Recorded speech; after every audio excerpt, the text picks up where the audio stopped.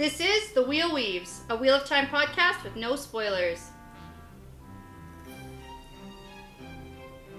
Welcome, listeners. This podcast is safe for first-time readers because it's made by a first-time reader. I'm your host, Dani, and I'm the one who's taken on the task of reading through this 15-book mega-series. I'm joined by my co-host, Brett, who's a longtime fan, and he's acting as my tour guide on this journey. Before we get into this episode today, we just want to give a quick shout out to Ben Hamilton and Michael Powell, who are new members to the Wheel Weaves Patreon team. We want to thank you for your generosity, and we're super excited to have your support. We also want to mention that we finally have a Discord channel set up.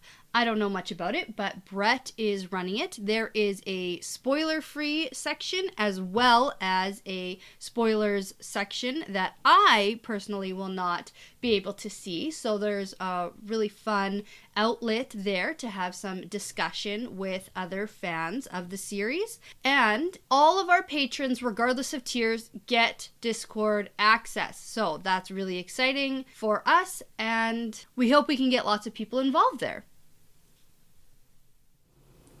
This episode, we're going to be talking about Chapter 23, Wolfbrother. And we have a guest. Hooray, guest! Yes, so let's do a quick introduction. Sounds good. So we have Tyler Honeyford in studio with us today. Yeah, in studio is a really loose word, but we're going to use it. Yeah. Why not, right? I mean, I think most studios have an in-house cat or two, right? Or three, normal. yeah. It's our new mascot. Okay. It's our podcast mascot, and I call them Podcats. Nice. Thank you. I like it, yeah. Thank you. So Tyler is in living room with us. I suppose that's more accurate. Mm-hmm. Now, Tyler, I like how you are drinking with me because Brett cannot drink today because he is still on his painkillers from throwing his back out. Like a senior citizen. Yeah. Pretty much. Sorry to any senior citizens who have also thrown their back out, but I am not yet 30, and I herniated a disc in my back, so it's been a really uncomfortable week. Yes, but that's okay. Tyler, I like how you fill up wine glasses too. You're my kind of guest. That's how I fill up all of my glasses, period. I mean, you Perfect. can't have too much. No, definitely not. You fill them up all the way, and then you can say that you've had one glass. Yes. I think I said that on one of our first episodes. Yeah, you definitely did. All right, so Tyler, how did you get into the Wheel of Time? When I first started reading books, period, I was reading more fantasy young adult books. So I think my first series ever was called The Magic Treehouse. And It was these kids who climbed into their treehouse and went back in time and like through history and stuff. Did they go on a bunch of different adventures like every book? You bet, and boy was it zany. Yeah. You know what? I think I read those too. Yeah. Yeah, it was You like guys really would popular. have been good friends. We would have, yeah. We would have been, yeah. Brett didn't have any friends. Did you have friends? I had friend. Yeah. There you go. It was my cousin who we grew up across the street from each other, so we got really close. Oh, yeah, okay. Yeah, so, and I mean, we're still friends to this day, so that counts for something, right? Yeah, that sounds like Brett's kind of people. Yeah. The running joke for me is that I didn't have a lot of friends growing up, so that's why I read Wheel of Time over and over and over again. So. You had a lot of cats, though, and that counts. That's true, I did growing up, but that's a whole different tangent. We don't have time for it today. So stick on question here. Yeah, we're talking about wolves, not cats. My bad. Yeah. And then from there, I read another series called Del Toro Quest, and it was another young adult sort of fantasy series. It's written really interesting as like a fantasy series, great story, but it was just written kind of childishly. And I went to... Was it because the target audience was for children? Children, yeah, no, for sure. And they found it. They nailed it. And from there, I went right to a fantasy book that I found at my grandpa's called The Green Rider. Ooh. That's the one you just introduced me to. That recently. is the one, yeah. And it's a very good series written by Kristen Britton. She's still writing, which is really good. She's young, and the way that she writes with her female protagonist it's excellent. I love the way that she does it. And then from there, I basically went from Green Rider, as much as she had written, to Wheel of Time. Okay, so right into it then. Yeah, I was probably like 12 or 13. Yeah, cool. Similar to Brett then. Yeah, about that. It's kind of funny. So just for everyone who doesn't know Tyler and myself. Which is everyone. Which is everybody. Most. Well, you know what? Some people might know you and me. So we've known each other for 2.5 years, coming on 3 years, I think now. Something like that, yeah. Yeah, and we worked together for a little bit. Worked together. Yeah, we're together. Well, debatable. Yeah. We spent a lot of time together. Yeah, we did. In an evenings and weekends job, so I had my questions. Yeah, that's fair. That's I'd be lying fair. if I said there wasn't a spark. I mean, we both had kids about 3 weeks apart, and we told everybody at work that we were having kids. Together. We did. Yeah, so we had that fun running joke for a long time. And you're the one who actually introduced me to the Watch Spoilers podcast, which really got me, because I've obviously been in the Wheel of Time community for a long time, but mostly as a lurker on forums. But you really got me hooked on the podcasting format for Wheel of Time. Because without you, it's possible that we wouldn't be doing this here today. So. Oh, I appreciate that. Yeah. I mean, I am an evangelist. I think that there's a podcast for everyone, pretty much. And I think that the people who don't listen to podcasts, maybe they just don't know about podcasts. That's true. That's really what it comes down Which to. is weird, though, at this point, don't you think? I don't know. It's kind of weird, but that's okay. I had a friend, and I was talking to him about podcasts, and he was the same. I had no idea what's going on, right? And I asked him, what do you like about radio and things like that? He's like, oh, yeah, no, I listen to the radio every morning. I love the morning show, but I don't love the music because it repeats. Yeah. I just like the talking. Yeah. And I just had to be like, what do you think a podcast is? Yeah, hello. Yeah. He's like, oh, is that why they keep plugging their podcast on the radio show? I'm like, like, yes. Oh, for sure. That's exactly what that is. That is why radio hosts now all have podcasts. That's right. Yeah, it's another way for them to get their voice out there, and that's their job. Right. So. And now I have a question for you. Do you think that you are a bigger Wheel of Time fan than Brett? And before you answer, this is funny because she asked me this question 2 days ago, and I had an answer, and I just want to see if our answers kind of line up. So you go first. Do you think you're a bigger Wheel of Time fan than I am? I would say I'm a different Wheel of Time fan than you are. Oh, what a political Wait answer. for it. Bullshit. So okay. Tyler's running for office. Yeah. I cannot comment at this time. Yeah. No, so when I read The Wheel of Time, it was not my first fantasy series. I read it once, and I went on to... It made me want to read more fantasy. I'm a big fantasy series fan. I've read so many books. Yeah. So the same thing that Brett captured in The Wheel of Time that made him say, I want to reread this. I read it, and it made me say, I would want to like read to more read like more it. like this. Exactly. Okay. Yeah. So I would say that I'm a huge fan of the genre, and I wouldn't say that the Wheel of... I'm a big Wheel of Time fan, but that's not where the buck stopped for me. That's fair. And I think that's actually kind of how I answered the question the other day, too. Because I said that I'm probably a bigger Wheel of Time fan overall, but he's for sure a bigger fantasy fan. Yeah, Brett did say that. And then I said, what if he thinks he's a bigger Wheel of Time fan? And he said, well, this is our podcast, and we kick him off. Yeah, exactly. So That's fair. No, but I think that your view is larger than mine, and you've introduced me to a lot of series, which is really neat too. So we have that nice coordination there. Yeah. Okay. Now, this is kind of a funny episode because we've been planning Tyler to be on for this chapter for quite a long time now. Yeah. Like long And time. I said, Yeah. is Tyler a Perrin? Yeah. And he said, Tyler is absolutely a Perrin. Tyler's a Perrin. Not Perrin head? What do we call us? I don't know. Ooh. Yeah, like a believer, but you got to think of a Yeah. fun name. Okay, that's your task. Come up with Parentophilia. Nope. Nope. Not that one. Not that one. That doesn't. Oh, man. Okay. Paranite. Yeah. Paranite. Paranite. That works. Okay. That reminds me of a Pokemon. Dragonite.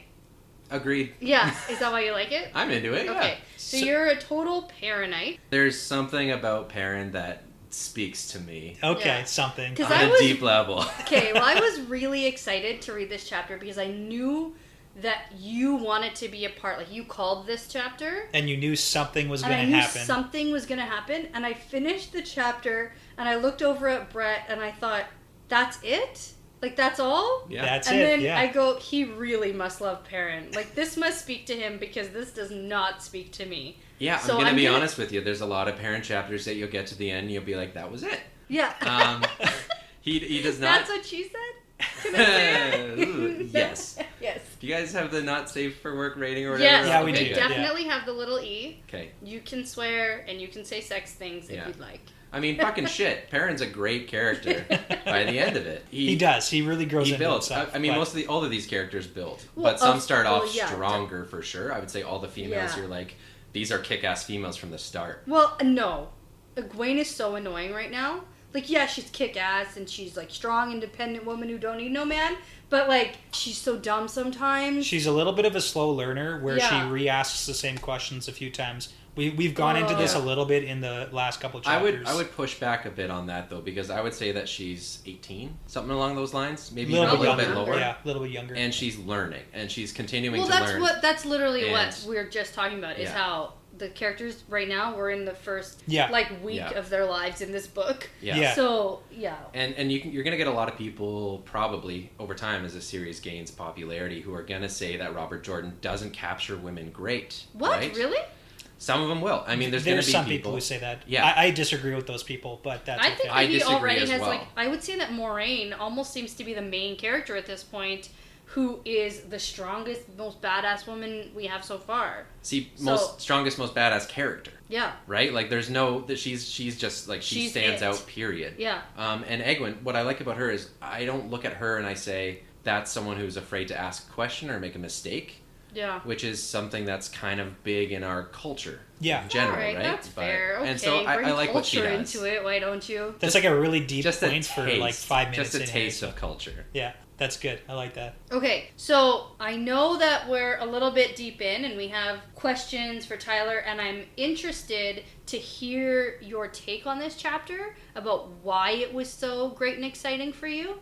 But first, do you have just maybe like a short, fun fact for us? I do have a fun fact, as is tradition, to start off today's episode with, and I did keep it a relatively short one. 'Kay. Because this one is actually a bit of a paraphrased excerpt from an interview with RJ back in 2000. So Ooh. just so you know, in 2000, we were only on, it was book 8 or 9, so we had about 5 books left in the series to go. And everyone was fresh off like the Y2K scare. Yeah. Turn of the millennium. Internet was big. Big Yeah. deal. Big deal. Yeah, so the question that was phrased to RJ in this interview was, how will the saga end? Oh. So there are only Somebody 9 books in. wanted to know that? Oh yeah, they asked, how will the saga end? And by the way, does the author himself know what the finale of this incredible fantasy saga will be? So RJ answers, how it will all end. I have known this for 15 years. From the moment I started writing the first book, The Eye of the World, but I will not reveal any intrigue and tell you everything in advance. Why would I? Read and find out for yourself. Yeah, that's what I was going to say. Was Yeah. his answer just like, How's the book gonna end? yeah. Yeah, but it's funny that from that long ago, since he started writing The Eye of the World, he knew how this was going to end. That, I would say, is typical, is it not? I remember reading an interview that J.K. Rowling did with Harry Potter. Now, so everyone can just take like a sip when I mention Harry Potter. How about Fair. that today? Is there a lot of Harry Potter references for you today? No, I just mention it and I feel bad that we're like skipping out on the game so much. Okay. I told Brett I wasn't taking shots alone last time. Fair. Okay, but so take a sip because I'm mentioning Harry Potter. Well, I'm mentioning J.K. Rowling, but she said that she had basically like the last chapter written and in a sealed envelope, basically ready to go. So to answer that, is that typical? I would say no, but is it the sign of a good writer? Yes.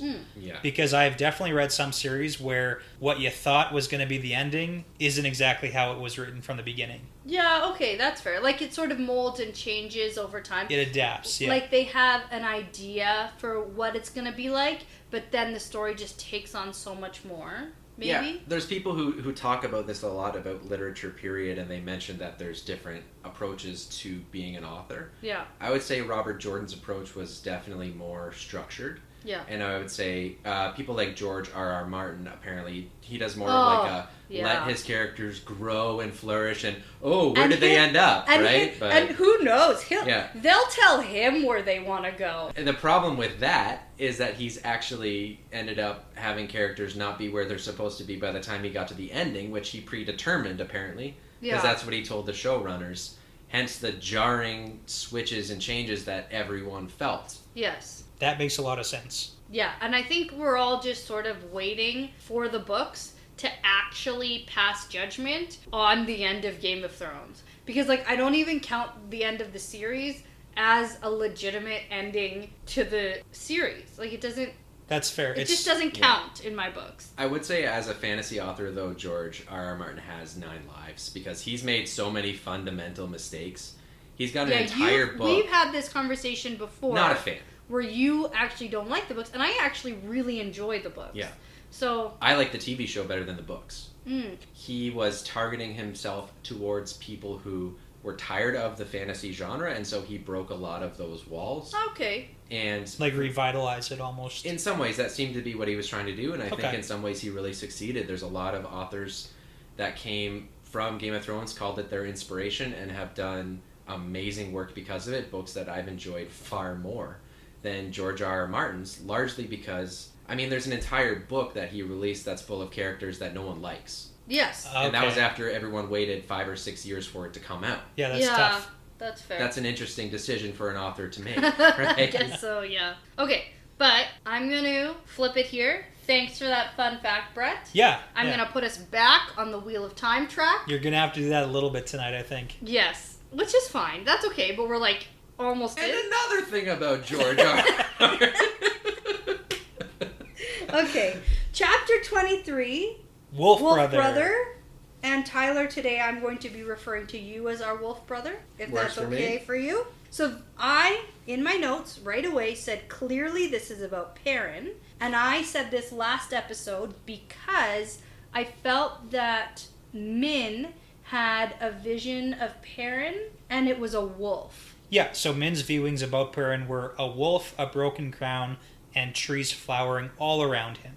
Okay. So that was what we got from Min, and the symbol, obviously, for the chapter is a wolf, so that's a pretty good estimation. Okay. And then I said, maybe they'll find some wolves to be friends with, ?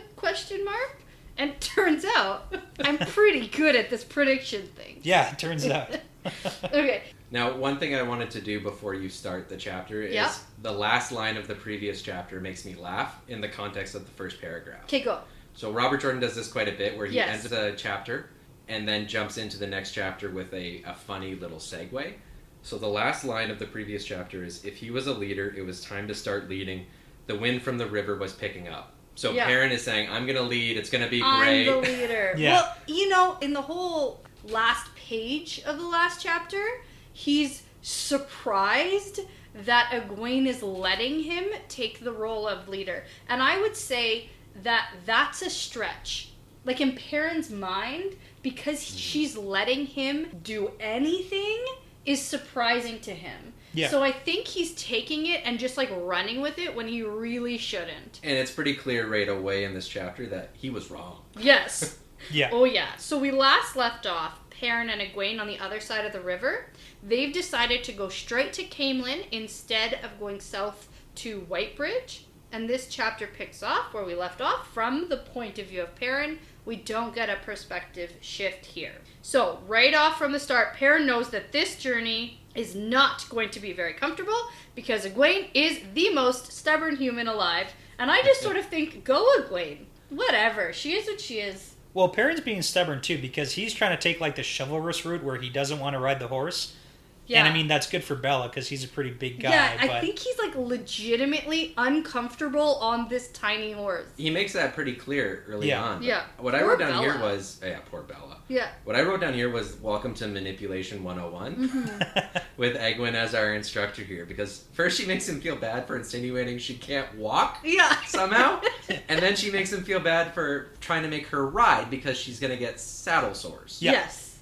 Yeah. Exactly. It's perfect. So they're arguing.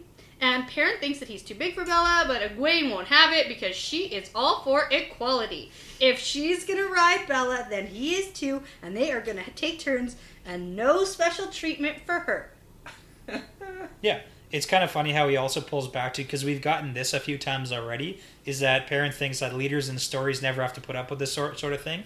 But they never have to deal with... leaders that he knows of have never had to deal with Egwene. Yeah, very much so. And that's something that we keep coming back to, is where these boys setting off on an adventure are always thinking, well, this isn't what an adventure... In the stories. Yeah. Yeah, totally. And that's something that you're going to run into a lot in these books, which I really like, is that he's building a myth, but he's telling it like a story with real characters and real people. Yeah. Like, really interesting, crazy, big things are happening, but you're on the ground floor. You're not feeling like it's happening. You're feeling like that guy's dumb. Yeah.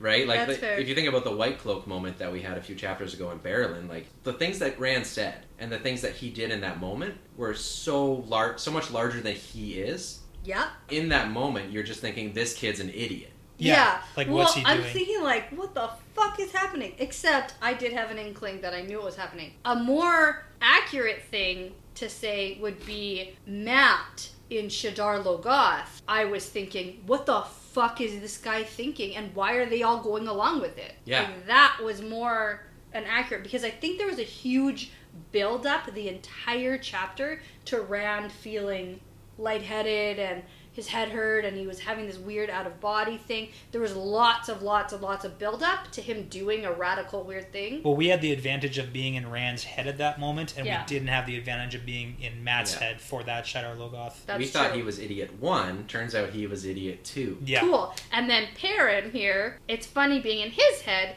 because he's like, leaders are never bullied. I'm not a very good leader. Or as I call him, idiot 3. Right. That's fair.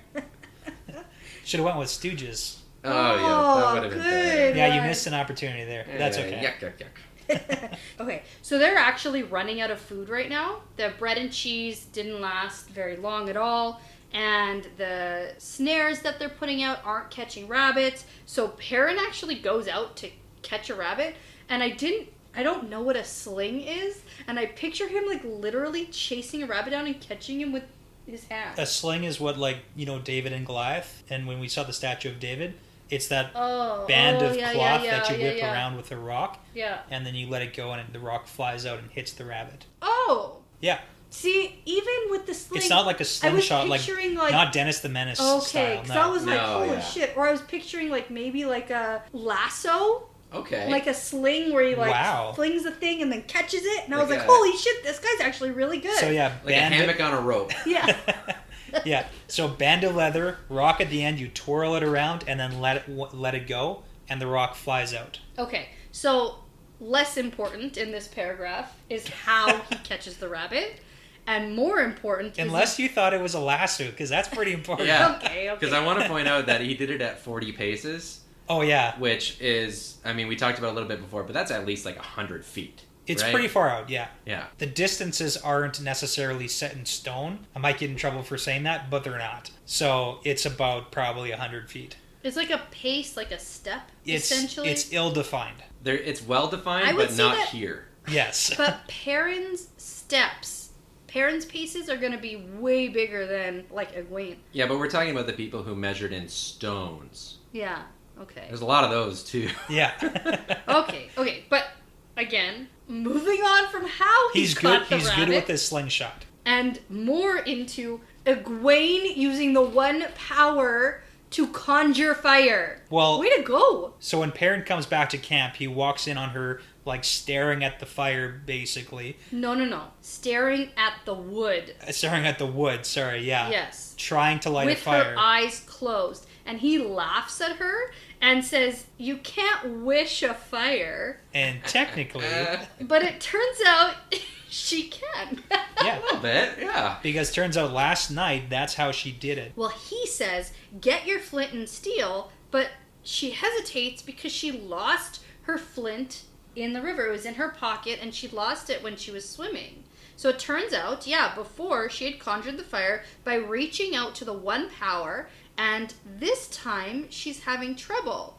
And she says it was so easy before, but now she can't find it. Yeah, so this was going to be my question, because it's almost as if when she was just across the river by herself, that's more of a necessity moment of, I Yes. need to start a fire, Definitely. versus now when she's Okay. safer with Perrin. Okay, let me tell you what I got in my notes here. Okay. Okay, so I say that I don't really understand enough about this magic system to get why she could do it before and she can't now. But I guess if it's anything, it might be one of those times where she's in sort of a life or death situation and she's having one of those really early uses kind Yeah. of situation. But now Perrin's here who can clearly like make a fire without flint. So it's less urgent for her to be able to reach out. Yeah, and consider Egwene's first touching of the source. She was with a trained Aes Sedai who was guiding her through the crystal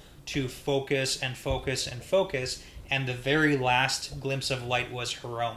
So her first touching of the power there with Moraine wasn't very strong. Pretty weak. It's not like a big boom swinging across and killing a Trolloc. That's for sure. It's a little bit different. So Well, so I wanted to say, to bring it back to Harry Potter for you. Think of the spells that Harry was able to do when he was a kid and he didn't know what he was doing. Yeah, we literally just talked about... I don't even think this episode's released yet. No, it's not. So you haven't heard this conversation, but it's... But it's literally exactly the same. That's okay. No, I love it because that means that my theories aren't, crazy. Yeah, so it's what you can do when you're actually thinking about what you're trying to do is the idea, right? It's like if I'm actually thinking about what I'm trying to do versus when I'm just letting myself do it, what can I accomplish? Right. And that's a Harry Potter reference. That means you need to take a sip, but I notice you need some more wine. So let's have a fill-up. Yep, fill-up time. Okay, time lapse, so that's taken care of. And we are going to jump back into where Egwene is trying to use the one power to start a fire. And this actually really pisses off Perrin. And we haven't really seen Perrin pissed off before. No, we haven't. So I thought this was actually quite interesting. Tyler, you said your notes basically said Perrin's reaction is bad. Yeah. Yeah, he has a bad reaction. He just doesn't know how to handle it, but I like how he kind of progresses and he compromises immediately. Yeah. But yeah, his initial reaction is like, ugh. Yeah. Well, he kind of digs himself into that whole, Are you crazy? You can't play around with the one power? Yeah. And of course Egwene's not going to go with this oh, okay, I'm not going to use the power anymore. Of course. I mean, if you tell me that I can channel or do magic, you think I'm not going to try to do that? Yeah. Remember that time, 3 chapters ago, where they saw a giant lady step out of a town? Yeah. Oh, yeah. And now he's reverted back to, country bumpkin, y'all can't touch that! Yeah, no kidding. Well, I guess it is a little bit different versus coming from an Aes Sedai versus coming from a childhood friend, right? Who's reaching out and they're all by themselves. And they are so conditioned to hate this magic so much that we see this from Rand's point of view. Yeah. We see this from Nynaeve's point of view. They have grown up thinking that this is pure evil, and they're trying to adjust their thinking about it. And they're not doing they're doing a not so great job. No, and Egwene is clearly the exception, where she's excited for it, whereas they're not. And even though they see this power saving their lives, they would rather do without it. Yeah. Yeah, say what you will about Egwene, but one of the things that I really like about her is she's a sponge. Yeah, she definitely is a sponge. Yes, but so she says, it's easy, I can do it, I did it before, and he just won't have it. So he does compromise. He does say, let's just promise you won't try it more tonight. Yeah. So she says, fine, whatever, but she says she'll never give it up. So every night after, she tries again, to his displeasure, but he doesn't say another word about it. Smart man. Yeah. And she still can't make the fire happen, though. Sometimes she gets whiffs of smoke, but can't really hang on. Do anything with it. It is kind of interesting how she describes reaching for the source. Yeah. She makes that grasping motion like it's just out of reach. Yeah. So. Yeah. Okay, so they're setting off on this hard journey, and after their first rabbit catch, they haven't been able to get any more, and to top things off, they haven't seen any villages or even a farmhouse to ask for any directions. And, on their way, they end up coming across some old ruins that I think sound super cool, and I would like to explore. But it's understandable that they just came out of Shadow Logoth, and I would not be let's go into a different ancient, spooky, lost ruin fortress. Some of them are so cool though. Some tall stone ramparts and an old stone towers, and they're all old and fallen down. And yeah, I mean they could be remnants from so long ago. It's kind of funny, but last chapter when we were talking about Perrin and Egwene's plan to cut across country, I had asked you, do you think this is a good idea? And if you look at the map of where they left off and crossed the river to where Camelin actually is, they have to go directly through something called Brame Woods, which is probably, or might not have been on the map that Perrin had growing up. Right. So they have to go through like an entire forest basically to make it to Camelin. So yeah, but they were expecting to like see something. they are, and the problem is that they're not seeing anything. Yeah. Yeah, which is interesting because, I mean, there's a couple of points. One, Egwene, wasn't her thing like she's obsessed with maps? Yeah. Yes. Well, no. She remembers Papa's maps. She liked the maps, yeah. Yeah. I don't know. I thought there was a whole like thing where she says, I used to stare at them Oh, maybe. for hours or yeah. something like that. Like, and Okay. think about the world that was out there. Yeah. Didn't look at the Bram Wood. But that also asks how accurate are the maps that the Two Rivers has, Yeah. right? Yeah. Like, this isn't where you just go buy an atlas from a store or a map from the store and it's all accurate. It's like, Some guy drew this. Yeah. How long ago? and is it accurate? Yeah. So who knows? Yeah, no, that's fair for sure. Okay. So Perrin notes here that he's actually having more bad dreams, Yeah. which I found interesting because in these dreams, I always say this name stupid, Balsamon Yeah. is chasing him through mazes and hunting him, but Perrin doesn't meet him face to face like in that other dream. Yeah, I was going to ask, do you think this is a similar dream or do you think it's a little bit different? Just like a normal nightmare. Right. So, good question because I don't know. So, I even wrote here, like, are these real dreams sort of where his subconscious is just thinking of things that are just happening? Is that not good? No, I'm just kind of laughing because Oh. it's like we're talking about real dreams versus fake dreams. Like, Well, it's like the big scary dream where Baalzamon's actually in the dream, possibly? Yeah, Or I is say, it just a regular nightmare? I say a dream versus a real vision thing. right. That's Yeah. what I'm calling it. It's technically a dream because it is while he's sleeping in his subconscious, Mm-hmm. but versus a regular dream where you're just sort of thinking about things that have happened to you. Yeah. Yeah. I actually don't know. The only thing I could say to that is considering there's not really any after effects that we see of, they might just be regular nightmares for Perrin. That's right. But the first, quote, dream that Rand had, there were no after effects. Good point. And now, sort of the Dark One and Balsamon and the Fades and the Trollocs have lost sight of where these boys are. So they might be trying to look for them through their dreams. Okay, like locate through dreams. Is Yeah. another thing I was thinking because they sort of knew where those boys were because literally that night the Fade showed up. Yeah, that's true. After that other dream. So, like, maybe it's a real vision, but they're just sort of don't know where they are, so they can't really contact them. I don't Okay. know. It's hard. I don't know. Yeah, I that don't is a know. tough one. So I've got another question then after that you can take or leave. But do you think the maze then is Perrin's or do you think it's Balsamon's? Ugh, your questions. I'm going to leave it. Yeah. Do I have that? Leave it. You Do gave it. me that option. But you have to drink. I can do that. I like drinking. But that one's tough because I don't know. It's clearly not real life. But Rand was taken to Tarvalon. Yeah. And he was at Tarvalon, and he was taken to what we assumed was like Thakandar and Shale Ghul, right? So maybe Perrin is sort of being taken. Yeah, because in the To these Tarvalon places? in the Maze? Tarvalon dream with Rand, he is trying to not go towards the White Tower, but every which way he turns, it's going back to the tower. So I mean, it has a characteristic of a maze. Of you're lost in this maze. So And if that's how Yeah. it's how Rand interprets it, right? Dreams in of themselves are subject to interpretation. definitely. So So we're gonna leave that for now, I guess. yes, but Perrin actually doesn't share his bad dreams with Egwene because he's the leader now, and it's his job to get them safely to Camelin and not to worry her with his bad dreams. Yeah, I've read a manual about leadership or two, and I'm pretty sure step one is failure to communicate. I love is it. Key. Perfect. Right? Always Good. important. Always good. So, on one of these days, since they left the river, they're walking and they smell smoke, which is exciting Yeah. / terrifying. Well, hunger. We're not sure. If you're Yeah. Egwene, it's exciting. If you're Perrin, it's scary. So you got to keep in mind they haven't eaten in days, and hunger is That's going not to true. make you They ate mushrooms. do. They've And- eaten The very good little. ones, Yeah. actually. No, the best ones, I believe, right? Yeah, they ate the best mushrooms. The best ones.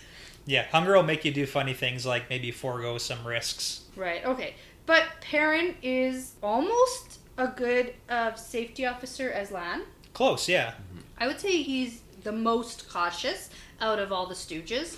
So Egwene gets very excited and wants to rush over right away, but Perrin is way more cautious, and I just think good for him. He takes on his leadership role and goes to check things out and telling Egwene to wait here for him. And she actually listens, because I think she might be kind of scared. Yeah, I mean, he's got that big axe, and she doesn't have any weapons. That's true. She had a tree trunk or a tree branch to She's defend herself using previously. as a club, and I don't know if she even brought it with her. So Yeah. In counterpoint, too, if Egwene were in charge, don't you think she'd say, Perrin, you go check it out? Yes. That's also a good leadership tactic, I think. Delegating, Yeah. yeah, that's chapter Turns out- 2. Yeah. Turns out Egwene's the real leader. Yeah. And she's just letting Perrin think he's the leader. As good leaders do. Yeah. Perfect. Step 3, lie to your team. There you go. Way to go, Egwene. Should write a book. Yeah, Have you thought it's gonna about be it? great. Have you thought about it, Tyler? Writing You a should- book? Yeah. You're really good at leadership. Thank you. I mean, I'm not even on my own podcast, but thank you. So, Perrin isn't very confident in his abilities here. No, he thinks he's doing a good job sneaking through the forest, and I just said, I bet he isn't. Like, he's not a small, quiet guy. He comes across where the wood smoke is coming from, and it's sort of this strange man who's, like, cooking a bunch of rabbits over a fire pit. Yeah, it's Davy Crockett, actually, Yeah. in fact. This guy looks really weird to Perrin, and he thinks his clothes are all weird, made from animal skins, like with the fur still on. But they're all small animals. So it's like squirrels and rabbits No yeah. wolf skin. or bears or anything big from what it looks like. Yeah, or no wolf skin. Yeah, I don't know why you're bringing that up yet. Yeah, I don't get it. Yeah, I don't follow that. Yeah. So he also has long gray hair that's like down to his waist, and this guy clearly lives like out here alone. So this guy appears to be sleeping, and Perrin chooses to stay concealed. But the man suddenly says, "You and your friend might as well sit and have a bite. Haven't seen you eat much in the last couple of days." And first off, what? Yeah, that's what you want to hear from strangers. Yeah. Oh my god! Well, to be fair, if he was going to kill them, then they would probably be dead. Yeah, I said that, actually. But man, are these guys just so bad at life. Like Yeah. Perrin and Egwene? Come on. They've been watched for days and just had no idea? Yeah, well, he's at a bit of an advantage here because he clearly is comfortable in the woods. Oh, well, yeah, I know. But these guys suck so bad. Yeah, it's not like, great. they could have been dead so fast. But I want to point out here, too, those are their rabbits, right? Yeah. Like, he's been in their pace, probably ahead of them, catching every fucking rabbit. Yeah, Yeah. that's actually fair. I was actually wondering how he found rabbits and they haven't. Yeah, But that's he true. just was ahead of them, taking all the rabbits. It's a good way to do it. Yeah. So, initial impressions. What are your thoughts on this guy? He clearly lives out here alone. Yeah. He's got the long hair, he's got the fur pelts. He is clearly good at being out here alone. Okay. Any thoughts on like good guy or bad guy? Any vibes like that? Well, like you said, he's been watching them for a couple days, and if he was a bad guy and wanted them dead, they would be already. Okay. Yeah. And the guy says, "Yeah, and that pretty girl, she pushes you around like a bantam rooster." And I said, whatever that means. And turns out that the man heard Perrin mostly, and the horse is the only one who doesn't trample loud enough to be heard for 5 miles off. Yeah, more confirmation that Bella is in fact the best. Bella's the best. Yeah. Absolutely. And we're all comfortable with that. Well, she does weight shame Perrin, I just want to say that. Yes. She does like the head look back and like Yeah. really. Uh-huh. Yeah, okay. She's sassy. So Perrin decides that this guy, like, clearly knows them and has been actually watching them for 2 days. So if he was gonna hurt them, he probably would have already. And he goes up to introduce himself. So the guy's name is Elyas Machera.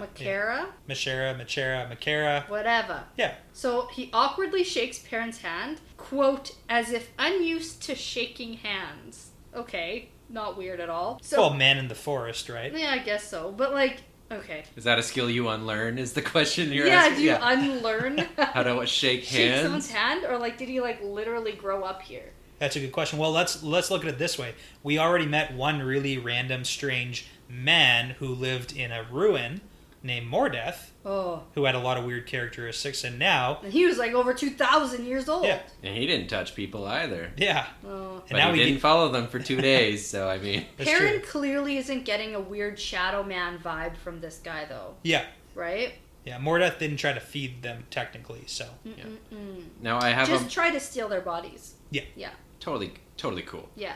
I have a mild tangent about Elyas. Yeah. So, I actually wanted to hear this. yeah, so it's kind of a strange name, and it stuck out to me because in the movie, there's a movie called Platoon, and it's a movie about the Vietnam War, starring Charlie Sheen or whatever, but there's a character in it who's named Elyas. Okay. And he's actually like he ends up being like one of the better people in the movie. But he's played by Willem Dafoe, which I think is really important. Because now you guys have to picture Willem Dafoe every time you think of Elyas for the rest of this. I can't picture Willem Dafoe as a young man, though. He's always like... I don't picture this guy as young. No, the actor. Because you said this was from 1980, what? 1986 or something like that. Yeah. So yeah, he's a young man. So picture like Willem Dafoe's like fucked up face 35 years ago on a hot body, basically. is all you're I'm going to do. leave that to you guys because I actually don't even know who William Dafoe is. So think Green Goblin in Tobey Maguire's Spider-Man. Oh. Yeah. That guy's ugly. He's, Well, I actually, now that I'm thinking about him, like, he's not that ugly. He's got a messed up face a little bit, but he's, like, old man attractive. Yeah, okay. We'll call him distinguished. Yeah, distinguished, good yeah. word. Okay. But now wrap him in, like, squirrels, and that's essentially who I'm picturing, because this movie came out right before Robert Jordan was doing these books. And it was about the Vietnam War, which is something that was... Yeah, 2 tours in Vietnam. Yeah, pretty near and dear to his heart. You think he might have, like, taken this name from this movie? When this movie came out, it was a big deal. And, like, based this character off of that character? I think that there might be a connection. It's not like a normal name. No. And this is pretty early on. No normal names. So maybe there's some inspiration there. Yeah, I'm sure he got lots of inspiration from everywhere, because... none of these names really are normal. So I'm sure that he took inspiration for names from literally everywhere. Okay, but back to this Elyas who's inviting them in, which is nice at this point. Anyways, it seems nice. But Perrin notes that this guy's eyes are yellow, like bright polished gold. And this freaks him right out. So... it actually gives him a thought about, like, a memory that he has, but no time for that now. And he thinks about Trollocs or something, and Trollocs have black eyes. And then Egwene joins them, and they sit and eat. And eat and eat and eat, like pigs with grease running down their face, because they're so starving. So while they're eating, this man asks them what they're doing out here, and right away Egwene says that they're off to Camelin. So again, with telling strangers exactly what they're doing and why. And he seems nice enough, but like, I don't know if we really should be telling him full truths at this point. Well, we do figure out that they have this because they have a story. Yes. So they are saying Camelin, but it's for a different reason. Okay. So they're actually being smarter than Matt and Rand have been in the past, where they have a game plan walking into this. That's true. Yeah. And to be fair, too, like, that is only half their plan, at least. Yeah. And if they said they were going to, like, another city, then he would lead them the wrong way. That's true. And their plan was to ask for directions if they came across people. And this is the first person that they're even likely to come across at all. Especially because then Elyas just starts to laugh at them and says they're way off. Like they're heading 100 miles north of Camelin if they're heading on the path that they're taking. And so they ask for directions here. So Egwene sort of gets defensive, and she says that they were gonna ask for directions, but there were no people on this path that they're taking. And turns out they will find themselves at the spine of the world if they keep going sort of the way they're doing, and they'll meet no people along the way. Yeah, so the spine of the world is that mountain range on the eastern side of the map that separates like the general landmass from what we've already heard of, the Aiel Waste. Yeah, I was going to say, we get some information here about that Aiel Waste, and apparently the Aielmen don't like strangers at all, and this is just hilarious. Yeah, so there's a couple things that I want to unpack specifically about this paragraph, because this is really telling, and we've already heard a little bit about this stuff. So Elyas goes on a bit of a crazy rant, and he doesn't seem 100% like with it. I don't know if you got that vibe too, but Well, Perrin keeps saying, like, are we eating with a madman? yeah, Well, he And doesn't again- say it, he thinks it, yeah. Willem Dafoe wrapped in animal skins. it makes a lot of sense. See if we can get that for casting for the TV show. I think that's a good bar. And he defines the waste as you wouldn't like it there because you broil by day, freeze by night, you die of thirst any time. And we already know that Aiel men are like desert warrior people, so they're the only ones who can find water there. And the most important part he says is that they don't like strangers much. Not much, I'd say. It kind of seems like this guy knows a little bit more about Aiel than a typical person does. Well, yeah, and he just, like, thinks it's so funny. Yeah. I don't know. Like, he's so weird, this guy. Yeah. But I want you to think back to Rand got compared by Tom Marilyn as the height of an Aielman. Yeah. So when Rand was dragging Tam through the woods, during Tam's ramblings, he says that 500 years of peace with those who make no peace with strangers. They never make peace, never. And they came over the dragon wall like a flood. They called them savages. So Aiel people are the desert warrior people who don't make friends with anybody. Okay. So this is kind of the first connection we're getting to where... Interesting, and I didn't pick up on that at all. Yeah. And, like, why would I? Because it's not even remotely similar. Well, it's all the same describing characteristics For- of these Aiel men. I suppose, for something that happened in, like, chapter 3. Yeah. Okay. That was only 20 chapters ago. Yeah, I know, but so much has happened, and I'm supposed to remember, like, literally every sentence in this book. So I'm glad I have you here, because that is not something I would have picked up in a million years. Maybe even, like, 3-4 reads. You know what I mean? Like, that's hard. Okay. So Something to think about. it definitely is. Yeah, when it comes to Robert Jordan, you can't really take anything for granted. I mean, you know that generally if he's talking about an entire people or a whole place, we're probably going to hear about it again. At some point, yeah. Yeah, he doesn't really waste words, so it's nice that he gives us that's tidbits. a good way to put it. He doesn't waste words. No, and a That's lot of for people sure. think he does, and the people who do don't like his writing. Yeah, well, there's a lot actually in this chapter that I left out describing the vegetation. When he's doing things like that, he's really just painting a picture, and I could see how people think that's like wasting words because you literally just talked for a page about what the trees look like right now, and he's really just into scene setting, I think.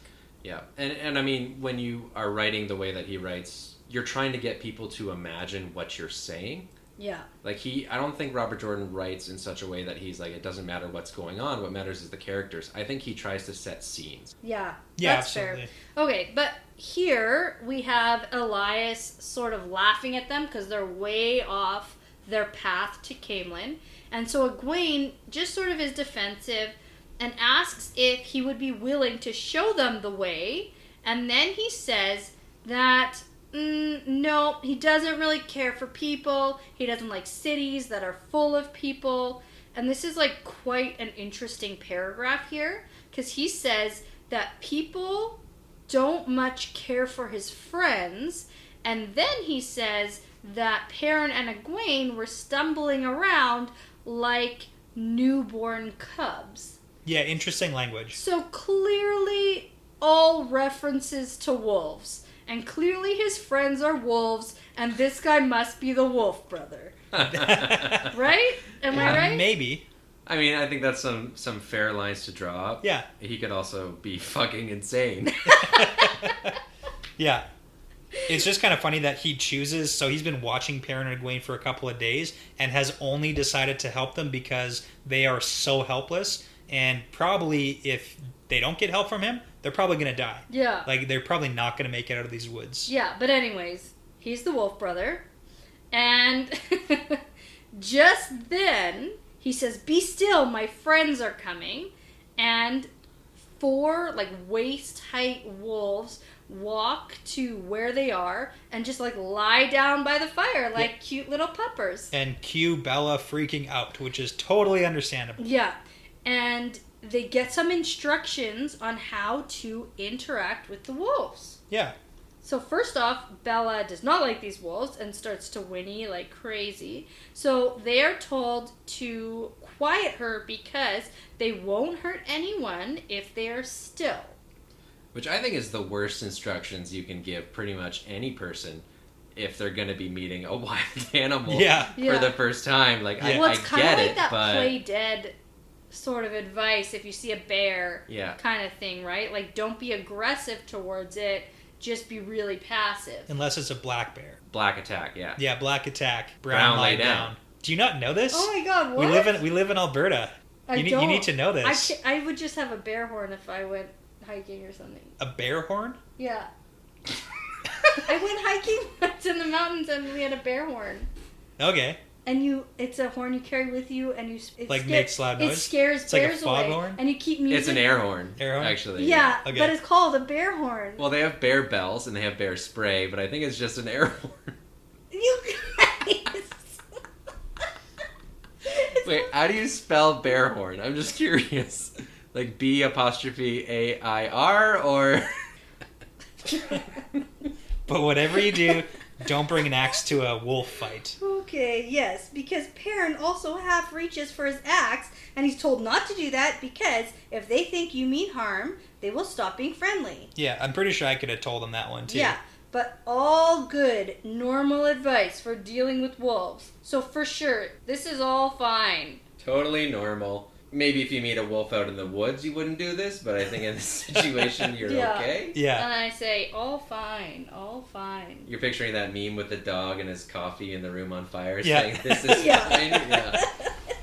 Pretty sure that's Egwene feels right now, so. Yeah, so Perrin notices that the wolves all have yellow eyes, just like Elyas. Yeah, makes sense. So Egwene asks if they are his pets. And I think, yeah, clearly, he's totally tamed these wolves. And then he goes, you can't tame a wolf. And I go, oh, these aren't his pets. He's just like part of their pack. Yeah. Turns out. So really cool. Yeah, they're simply his friends, and they keep each other company. And then he says, isn't that right, Dapple? And I go, oh my god, this guy's fucking crazy. So one of the wolves turns and looks at him, and it turns out he's Dr. Dolittle and can talk to wolves. Yeah. So, well, not talk exactly, but he gets impressions from them and basically feels what they feel. Yeah, so it's a really interesting communication system because they don't communicate in words, more so images and feelings. Yes, well, obviously because wolves don't have English words, which makes sense. Yeah. Yeah, so I was going to say, like, they communicate in moments. Yeah. They've captured, like, it's a time, it's a place, there's a smell, there's a feel. Yeah. So it sort of reminded me a little bit of Japanese, in that there's some words in Japanese that capture moments that we don't have in English. Yeah, that makes sense. Yeah, there's Japanese words for, like, that feeling you get where you get goosebumps on your skin after you listen to a really good song. Oh, okay. And that's how we have to say it. Yeah. But they have a word that captures that feeling in that moment, and that's sort of how wolves do it. It's efficient, it's right there, and they can say things that we can't. Okay, cool, yeah. Because he tries to explain why Dapple has the name of Dapple, and he's like, it's not quite this, but it's also something else, and it's also sort of this, but I can't really explain it. Yeah, it's like not quite right. The moon off a pond at in the whatever. night, like, and then the way that it hits the water, and then like, the wind hits the water, and then it ripples and hits the shore, and it's like, what? And the way the light moves is dappling, I guess, is the point. But and you said it almost as poetically as RJ did there, so thank you. Good. I try so hard. But turns out the other wolves have names, and they're named Burn, Hopper, and Wind. Yeah. So it's almost like an English translation that Elyas has for these wolves. Right. So I think here that Perrin can probably talk to wolves too, because I think that's why Min says that there's a wolf with him. Okay. Question mark. I think Perrin's Patronus would also be a wolf for sure. That would make a lot of sense. 100%. What did you say before? I didn't say anything for Perrin. We were talking about Rand. The issue was we don't know a lot about Rand just yet, so it was a little bit difficult. Mm-hmm. So, I get it. That was a tough episode for me. Yeah, I was gonna say, like, whatever it was for Perrin, it's like, well, now you know, like, you have a way better idea of what it can be forever, right? Yeah, my issue was, from the start, I knew that wolves were associated with Perrin, just from the internet, and I wanted to say that a wolf was Rand's Patronus. Like, almost right from the beginning. Okay. That's what came to my mind for Rand. But I couldn't say wolf for Rand for fear of ridicule. Oh. Because I knew wolves were for Perrin. Yeah, keyboard warriors everywhere cracking their fingers, Right, getting ready. yeah, getting ready. Actually. Yeah, exactly, right? So, we got some good ideas Yeah. about Rand's Patronus, now that we're a little bit further in. Yeah. But for Perrin, like, 100% a wolf. Yeah. Okay, I like that. So as he sort of moves his hand away from his axe, Perrin felt their tension leave. Yeah. So that's sort of why I assume that Perrin also will probably have this ability, because right from the beginning he's able to sense them. Yeah, definitely, whether it's just like a visible relaxation of the wolves or if it's something internal. And I mean, we do get more information. Yeah, it turns out you can't learn how to talk to wolves. The wolves always find you, and I think this is interesting because it seems like these wolves have found Perrin. Yeah. Like, they are way off course with no one even remotely around, and then they run into this guy and his wolves. So, like, it seems a little bit like fate here. Yeah. So it's a really cool origin story with the wolves that I'll touch on later. But it's also interesting that Elyas, when he's telling this, talks about how a lot of people think that this ability is like inherently evil. Yes. And like given by the Dark One. And that kind of made me think about when Perrin sees Elias's eyes as yellow. Like, you see someone with bright yellow eyes, you might think evil. You think he's weird. There's Yeah. something up with Not this guy. normal. And For sure. It's kind of interesting that Perrin's mind, it went immediately to how Trolloc eyes are different. Yeah. He didn't try and draw a connection to evil. He actually drew a contrast right away. They're not evil because Trolloc eyes are black. Yeah. Yes. And it's also, I mean, when they describe Trollocs a lot, they always talk about how they have wolf heads. Yeah. So it's actually interesting to picture a wolf without like regular eyes. Like, it's because Trollocs kind of have human-ish eyes. Definitely. Right. Yeah. So when this guy first started having wolves show up around him, people thought that he was touched by the Dark One. And Egwene asks if, like, they can learn how to talk to wolves, which is interesting. And Elyas says, nope, some people just have the ability. And guess what, everybody? Perrin has it. Bombshell. So the wolves say he can. And I said, nice. I love being right. This is great. So the wolves have told Elyas that Perrin has the ability. And it sounds to me a little bit like the wolves are excited about this. Because they've heard that other humans can, but they've never really interacted with other humans. Besides Elyas. Yeah. Yeah. And they also kind of give us that definition that it's been a long, long, long time since men have hunted with wolves. Right. And when he says long time, it's like down from the first days. Yeah. Because he's talking about how wolves share memories, and it's almost like a collective memory of the entire history of wolves. Right. Yeah, and they talk about the cold wind, which I think that's supposed to sort of draw your mind to like an ice age. Yeah. Oh, okay. Like, this is before Yeah. people knew what they were doing. Yeah. Right? Like, Okay, so Elyas actually at this point asks, what are you guys doing all the way out here? Even if you are trying to go to Camelin, what are you doing, people? And Perrin and Egwene have planned for this. Yeah. So they have some bullshit story made up about them running away from home to see the world. And you know what? In theory, this is not a bad plan. Like, if they ran into anybody but Elyas and his wolves, this is a good idea. And they have it down. Like, they've been practicing it. yeah, they probably have, like, he cuts in every now and then and, like, says something, Yeah. and then she says something. But my favorite part of this story is it doesn't say how they got to the middle of fucking nowhere, which was the whole point in the question. Yeah. Yeah. Like, they're not off of a road. They're not, like, near any, like, major landmark. Yeah. It's like, we've just been heading north from nowhere. And it's like, this guy knows you aren't coming from north. Like, he's been following you for 2 days. Yeah. Yeah. So... Well, but again, I'm going to give them more props then, because we've just got Rand and Matt who are Okay. like, oh yeah, we're going to Camelin, then Tarvalin, and this is what we're doing, and this is where we're staying. So Yeah. I still like their plan better than the lack of a plan from the definitely boys. smarter, but Yeah. Elyas says, nice story, but Dapple says you're full of shit. Yeah. So, like, and I went, what? Like, how does the wolf know that? And then I said, oh, it can read minds. It's a telepathic wolf. Of course. Maybe.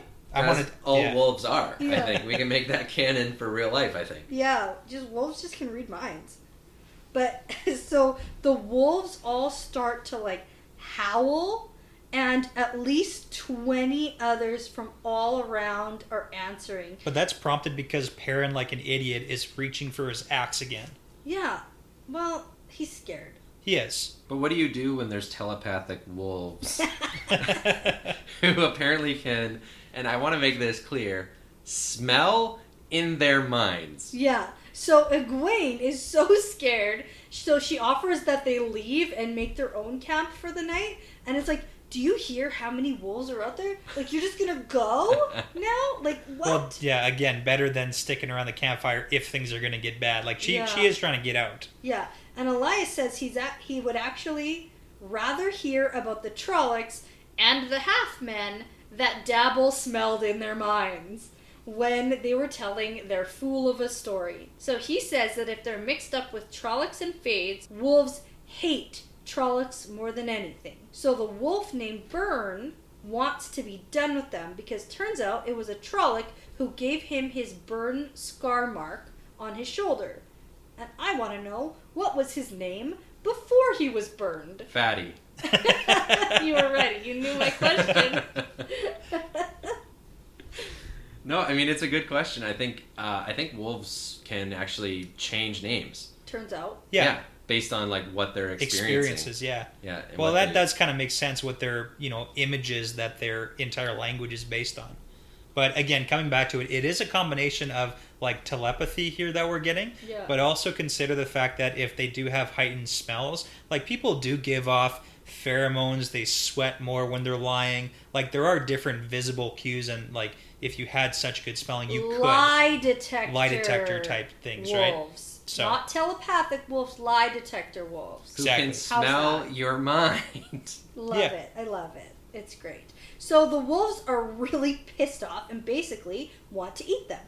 So Elyas says that he hopes they are not dark friends because he hates to kill people after he's fed them. and that's fair. It's wasting 6 good squirrels. Rabbits. Rabbits. Were they rabbits? They were Yes, rabbits. Oh, they okay. were rabbits. But now Egwene is looking to Perrin to be the leader to decide what to do next. And I just wanted to pause for a second here because this is one of those scenes that I was talking about earlier where Robert Jordan draws tableaus.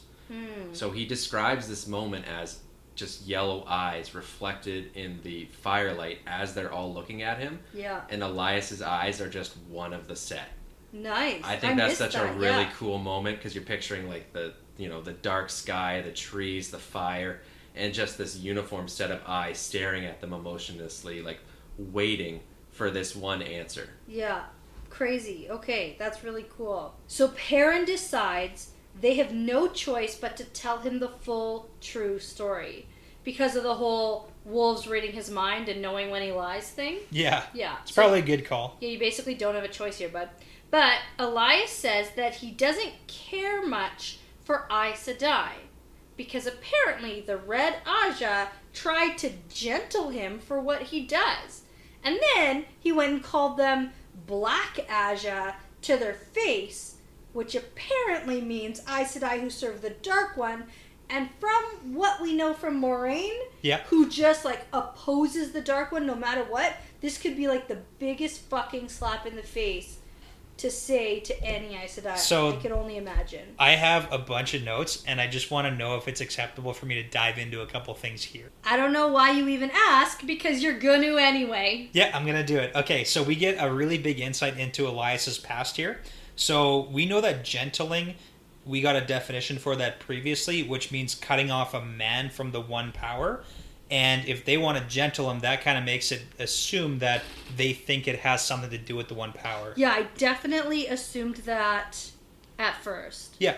Now, we do get confirmation from Elyas that the wolf power doesn't have anything to do with the one power, so gentling would essentially do nothing. But It would probably fuck him up a little bit. Like, I don't know what gentling involves, but it sounds terrible. Probably nothing good. So yeah, but he says that it wouldn't do anything. I do want to say though, it is good branding for something that sounds terrible, right? Like, It is. like it's like calling it hugging. Like they're trying to make it like, don't run away. It's gonna hug you really tight. Yeah. We're just gonna hug the power out. Yeah. And then he does, like you said, he tells some of the Aes Sedai to their face that they're Black Aja. Now, we've covered Ajas, and I would just want to do a quick glossary definition We've for you. medium covered Ajas. Yes. We covered red Ajas. We just know that there's different factions within the Aes Sedai system. Yeah, so I want to give you a glossary definition here. Okay. It's time for glossary definitions with Brett. Okay, so in the glossary, an Aja is defined as a society among the Aes Sedai to which all Aes Sedai belong.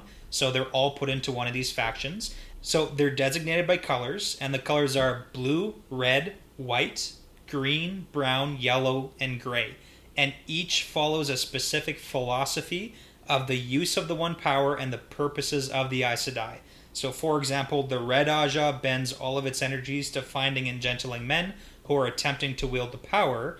The Brown Aja, on the other hand, forsakes involvement in the world and dedicates itself to seeking knowledge. So they're like the smart ones, if it were the researchers. The academics. The academics. Ravenclaw. I was gonna say And the academia. Most importantly, there are rumors, which are hotly denied and never safely mentioned in front of any Aes Sedai, of a Black Aja dedicated to serving the Dark One. So, like you said, would be a big slap in the face to Moraine, obviously, because she opposes everything. Oh, fuck yeah. But my question to you is, one, do you think that the Black Aja actually exists? Do you think that there are evil, as it were? I think they exist in the same capacity that Dark Friends exist.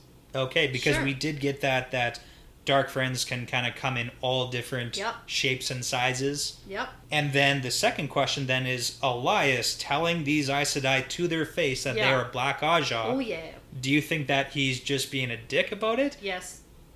or or do you think that they're actually like evil No, Aes Sedai? I don't think they're evil. He's just like knows that's going to put a prod in I him? think that they are so hell-bent on not letting men come even close to touching the power. And this guy can clearly do things that other people can't. So it must be some form of the power. And the Red Aja, they've literally, from what I know, and it's very limited, Yeah. they have dedicated their lives to finding these men and making sure that they can never touch the power again. So they're hell-bent on this. And Elyas is now the second person we have found who has a issue with the Red Aja. Yeah. First being Tom. And, well, the second man. I Yeah. think it's more likely that men are going to have issue with the Red Aja. The one that hunts and kills certain men. They don't necessarily kill them. They just sort of wish they were dead. Yeah. It's not specifically stated that gentling kills a man. But eventually they die. It just so happens. After this, gently. Yeah, it's, Okay, so it's they not kill. great. All right, fine. It's not great. No. But I was going to say that also, like, I'm getting strong Coplin vibes from Elyas, where it's just kind of like you're a dark friend, just like piss people off a little bit, right? Yeah. Like, he's also like he's almost telling this story as like a thing that he's proud of that he said to them. Yeah. That He, like, was stuck meant it to him. Yeah, exactly. Like, this was my sticking it to the authorities sort of situation. But the big kind of like ribbon attached to this is then Elyas says that he did have to kill a couple warders. Ugh. Killing warders is bad business. Ugh. So Elyas is skilled enough that, like, we know Lan is a warder, so he's good enough that he Well, I killed mean, a how couple. did he kill him? With his wolf pack? Because that's completely different than actually fighting. Maybe, but it depends on where he was, because he said once he made it to the forest, then they couldn't catch him. So it sounds like he killed them, not in a forest surrounded by his wolf buddies. Ugh. Yeah. How many wolves do you think it would take to kill a Lan, though? A lot. That's a lot of puppers. Oh, yeah. Yeah. He's taking out Trollocs like no one's business. Man, I was totally on board with liking the crazy wolf man. And then he said, I had to kill a couple warders. And I fucking love Lan, so I just can't. So with this. one more step I'm going to take this. Do you think that all warders know each other? It's kind of like when you say, oh, you're from Toronto. Do you know Jim from Toronto? And it's like, there's fucking 6 million people there. Yeah. Yeah. Do you think all warders know each other? And the only reason I'm asking that is because then Lan would know the warders that Elyas killed. My issue with all of these questions Yeah. is I don't fucking know anything. Oh, I know you don't know. I don't know anything. So take a guess. What do you think? Yeah, of course, it's speculation. Yeah. The issue is I don't know how many Aes Sedai there are. Yeah. And I don't know how many warders there would be. Like comparatively to number of Aes Sedai? Let's say a warder dies, does that Aes Sedai get bonded to a new warder? Like, are there warders in waiting? Okay. Yeah, that makes sense. Like trainees or waiting to become warders. And then does an Aes Sedai have just one warder? Or I think they just have one. Okay. Because the bond seems incredibly strong. Yeah. Like, they can sense each other's feelings. There's a chance that there's a telepathic connection. Yeah. They definitely can feel like each other's presence or when they die or whatever, right? Yeah. So the whole issue is I don't know numbers. I would say that there's probably a sense of knowing each other. And like if Lan heard that like this guy brotherhood? killed warders, Yeah. then this guy would be dead, basically. Okay. But yeah, like the brotherhood of warders. That makes sense. yeah, like I'm do thinking they know each other personally? I don't probably think so. Okay. So one thing that I'm going to kind of shout out because I just had a great idea for a bonus episode. I'm going to make you, on a bonus episode, guess what each of the colors of Ajas, their main principal objective is. Oh, that'd be fun. It's going to be a fun one. We get the red Aja and we get the brown Aja. And I'm also going to make you guess what you think Moraine is. Not going to do it here because we don't have time, but that'll be for later. No one can see my face, but it's less than excited. Oh yeah, it's going to be fun. I'm super excited for this. Ugh. Moving on. God. That sounds terrible. Sounds great. Oh my god. Okay, well, back to Perrin and these wolves. So Perrin asks if this talking to wolves thing has to do with the one power. And Elyas says, "Of course not, idiot." And I thought it did, so I took that a little personally. Well, it was directed at you. Yeah, it felt that way.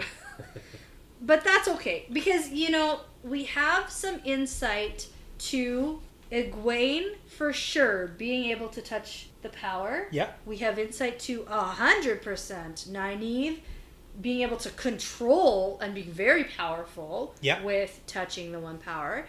We have some insight to Rand touching, and then we also have Matt, who maybe had an out-of-body kind of weird reaction experience. Yeah, you had some speculation on that so, last time. like, that's literally our group minus Perrin. So I was thinking that if he had this sort of connection with wolves, I was thinking it must have to do with the power. Because they all need to somehow be related to it? Yeah, but I actually kind of like that one of them at least has something maybe different. I see you guys exchanging looks.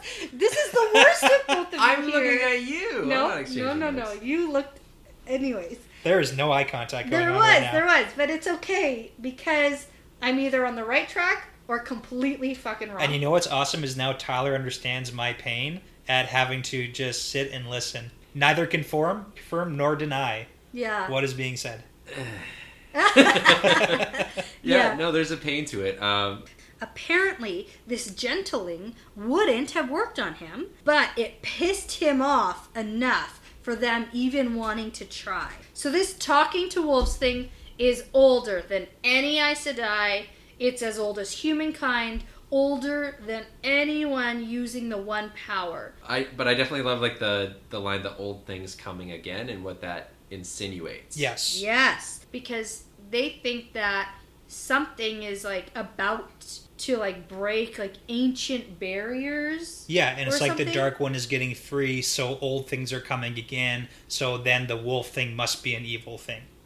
Yeah, it's almost like they know something we don't know is kind of the vibe that we're getting, because I mean, it's not, being a person who is rereading this book, I'm still not seeing a connection between, you know, the Dark One becoming loose and a person being able to talk to wolves. Yeah. But it's almost like they know something we don't know. Yeah. But the cool thing is we've seen a couple instances, like you mentioned, everyone in the party, of these old things coming again, and it not being connected to the one power. But what it also gives us is it kind of gives us like a starting point for the one power. Yes. Like, humans didn't always, apparently, touch the one... We used to run with wolves. Yeah. But we didn't always have the one power. That was something that drifted away, but the one power kind of hung around, which is sort of interesting. So I really like this because this leads into my own personal headcanon theory, where channeling is something that is actually technology-induced, and that's why people can channel, not always, but because it's like a creation.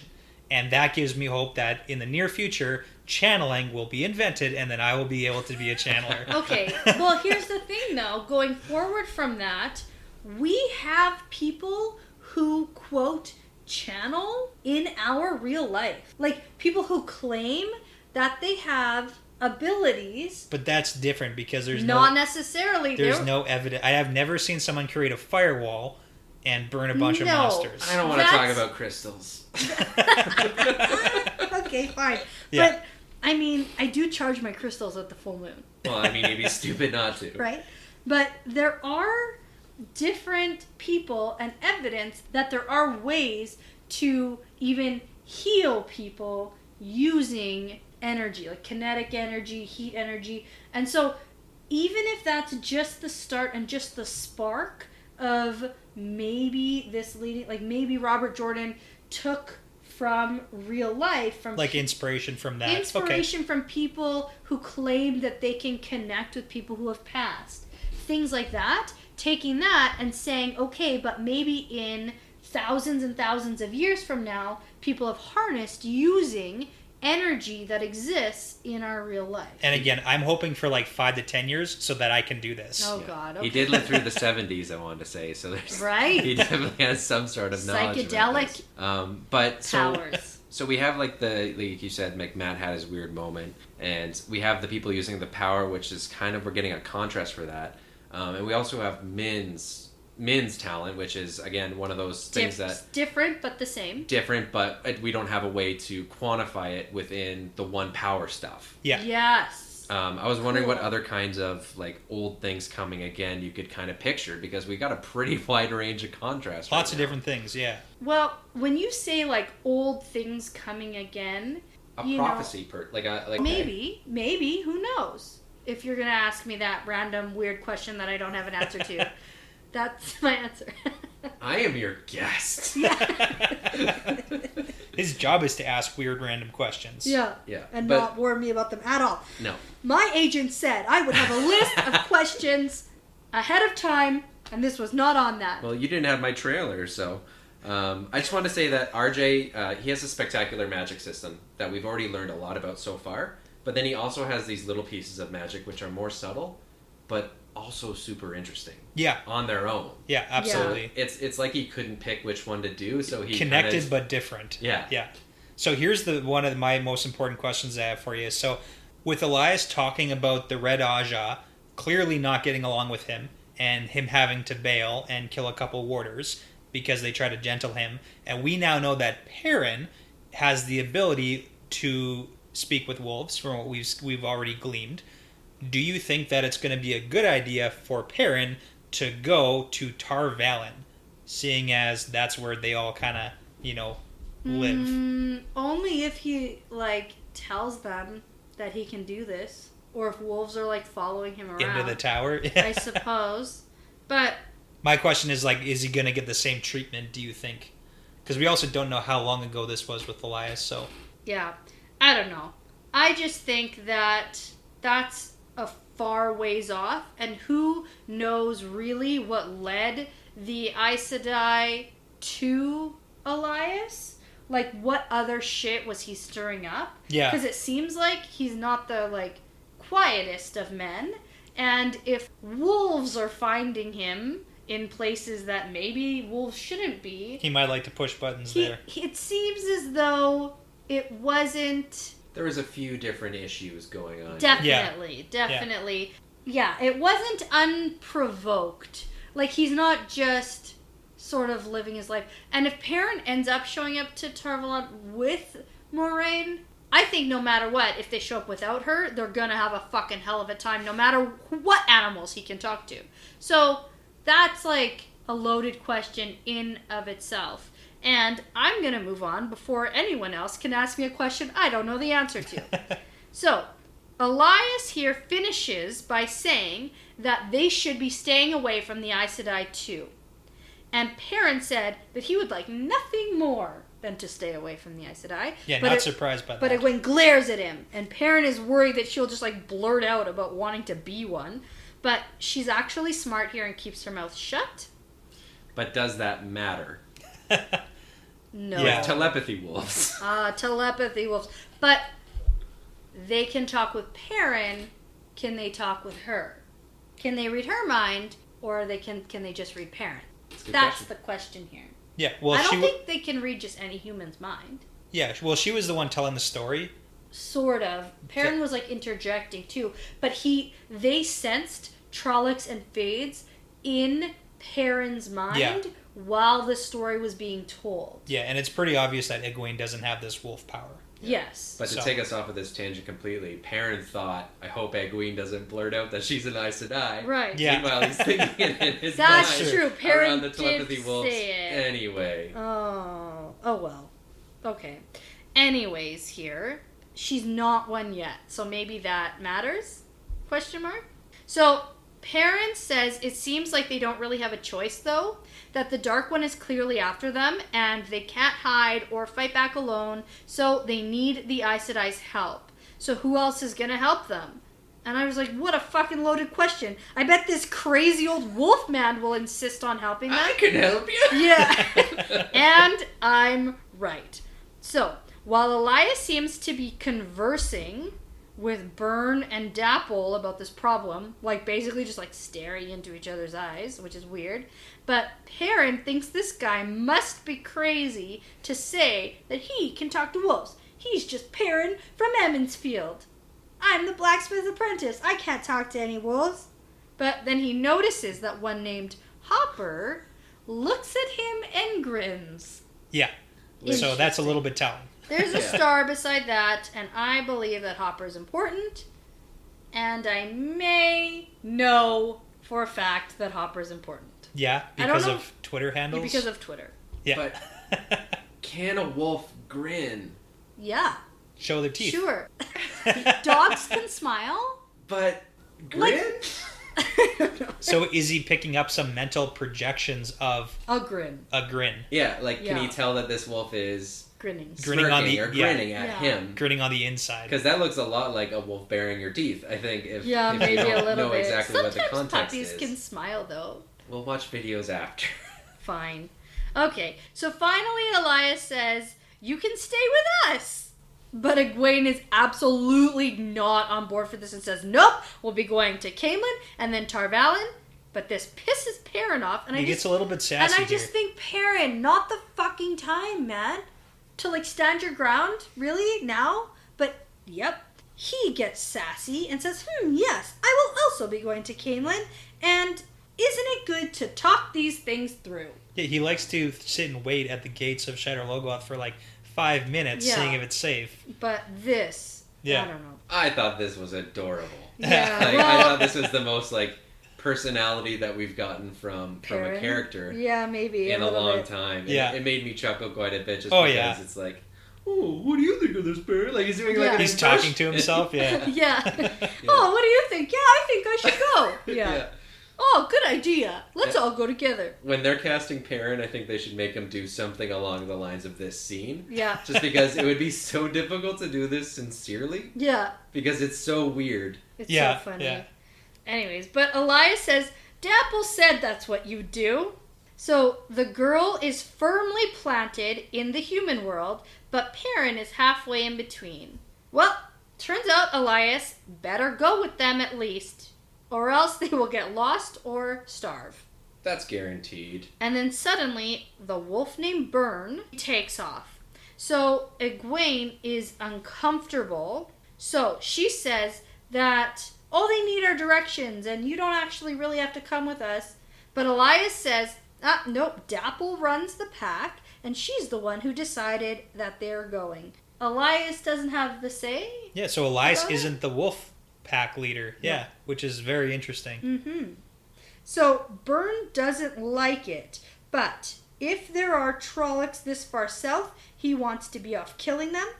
And Perrin wants to believe that it's his imagination, but he can actually feel Byrne leaving him and 12 other males. Like, he knows specifically. Yeah. He can feel. He's already picking up this ability. And then he gets a feeling as sharp as his own thoughts of hatred and the taste of blood. And what do you think that isn't referring to?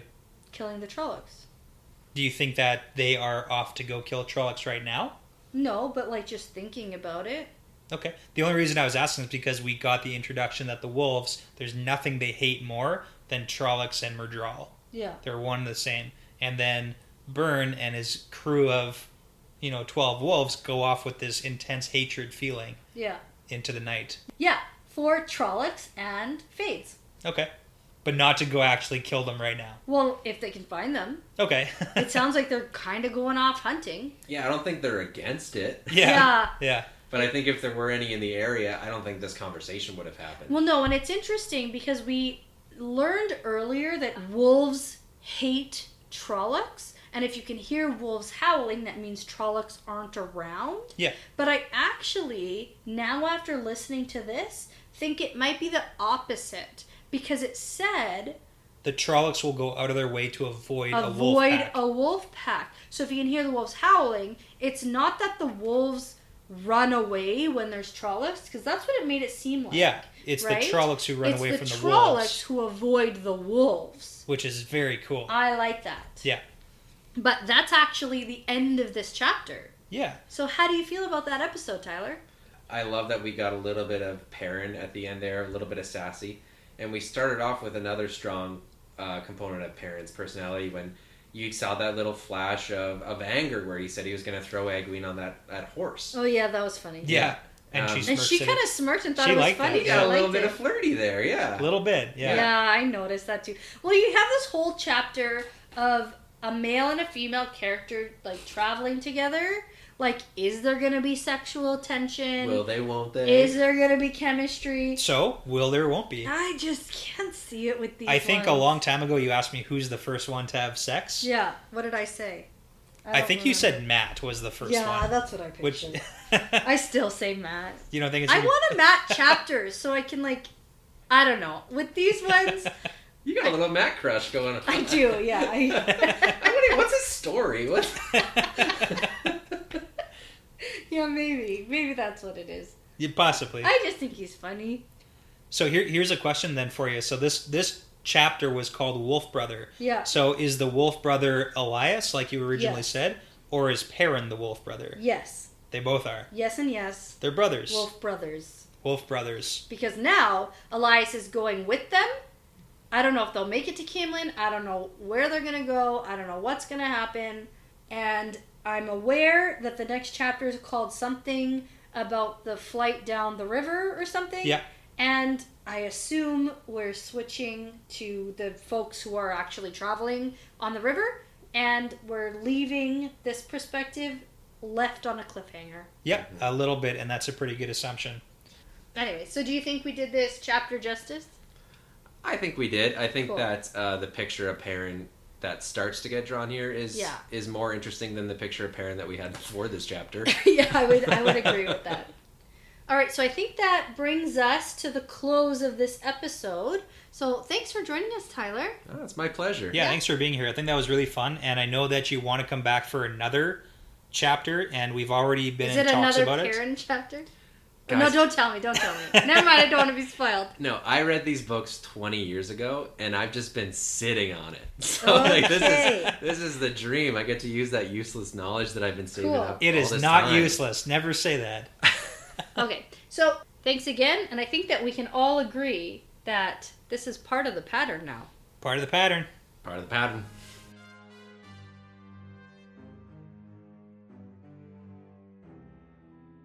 Thanks for listening to this episode of The Wheel Weaves. If you'd like bonus content, including bonus episodes and blooper reels, exclusive insider looks, super cool merchandise, access to our new Discord channel, and of course, to support us making great content, you can head to patreon.com/thewheelweavespodcast. Please feel free to rate, comment, and subscribe. It would really mean a lot to us and does actually make a really big difference. Tell your friends or anyone who might like us or anyone who's thinking of getting into the series who might want to follow along with us. You can find us on social media. There's more information on there and some fun pictures and tidbits on Instagram at The Wheelweaves Podcast or on Twitter at The Wheelweaves Podcast. Thanks, as always, to Audionautics.com for the music, and thanks to you, awesome listeners.